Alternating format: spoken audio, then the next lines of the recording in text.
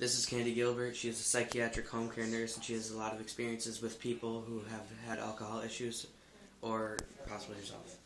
How heavily used was alcohol when you were in high school?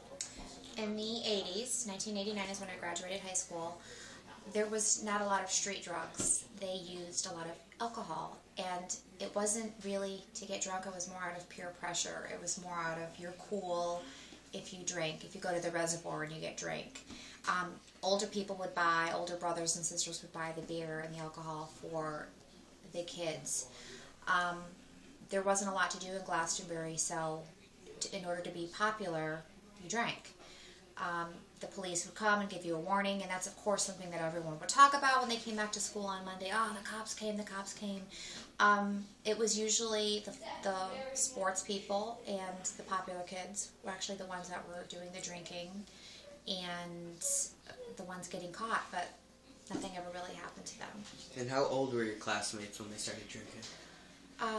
Believe it or not, some of them were freshmen. They were starting. They would come to school intoxicated. They would have it in their orange juice in the morning.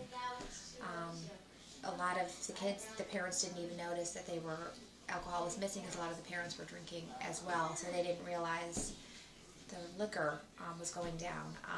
They would also, very manipulative, they would fill the alcohol bottles with water to dilute it. But a lot of them, when I went back to my 20th year anniversary reunion, the same kids were alcoholics. So it started, unfortunately, at a young age for most of them. How have other people's interactions with alcohol affected you? When I was younger or now? Both. When I was younger, I didn't get into any of that. I kind of minded my own business. We grew up poor, so I had to finish school, finish high school, get in my car and go to work. So I needed money. So I didn't really I wasn't a rich, spoiled kid.